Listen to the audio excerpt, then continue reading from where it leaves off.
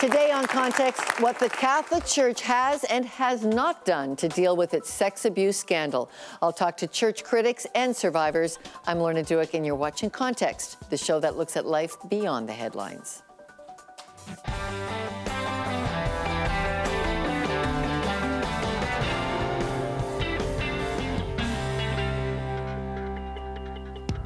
There's unfinished business within the Catholic Church, with accusations of sexual abuse and criticism directed at the highest levels of priestly power.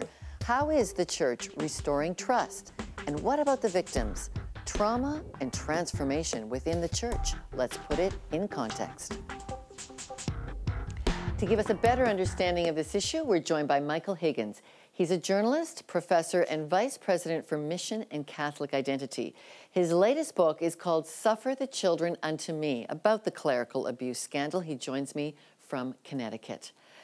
Professor Higgins, how much damage has this done to the Catholic Church's reputation and identity? There is some significant evidence that the damage to the Church's reputation has been, in fact, considerable. Perhaps not irreparable, but certainly considerable. A number of people, of course, investigate great trust in their clergy, and particularly in their bishops, and expect that the trust that they have in that leadership will be merited or rewarded. The fact that many of them feel betrayed, that dishonesty rather than candor and forthrightness became strong features of the initial Episcopal reaction, has gone a long way, I think, negatively to contribute to disaffection among a number of Catholics. So what are the signs that the leadership in the Catholic Church is examining its conscience? The Vatican's own response has varied. Certainly in the early days, it was not particularly well coordinated, and there were things said by various congregational prefects or dicasterial heads which were certainly unwise and imprudent, if not in fact fallacious.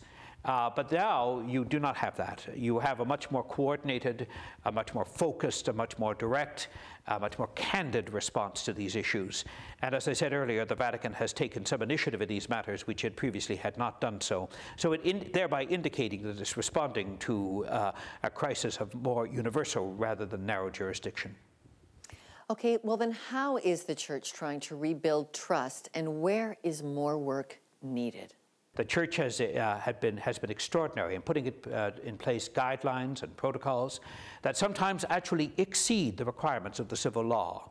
And as one observer, for instance, in the Church in Ireland, rightly noted, not a Roman Catholic, by the way, that the safest place to be now, anywhere as a child in Irish society, is in the Catholic Church.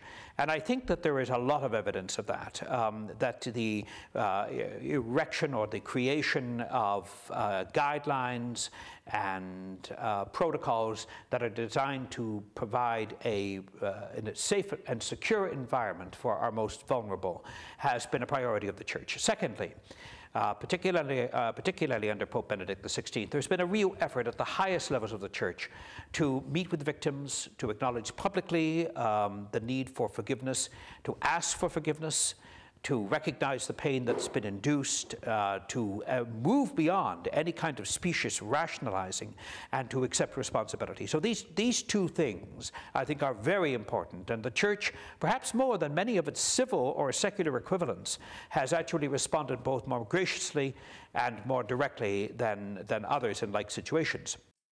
I think that's still going to be very hard for many disenfranchised Catholics to hear. But what lesson has the Catholic Church learned from this crisis?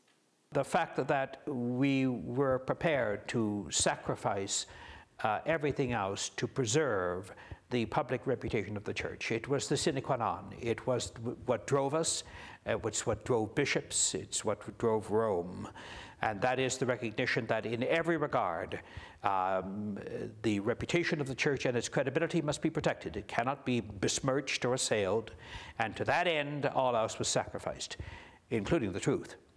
Now, greatly to the Church's credit, we now realize that that was a massive falsehood.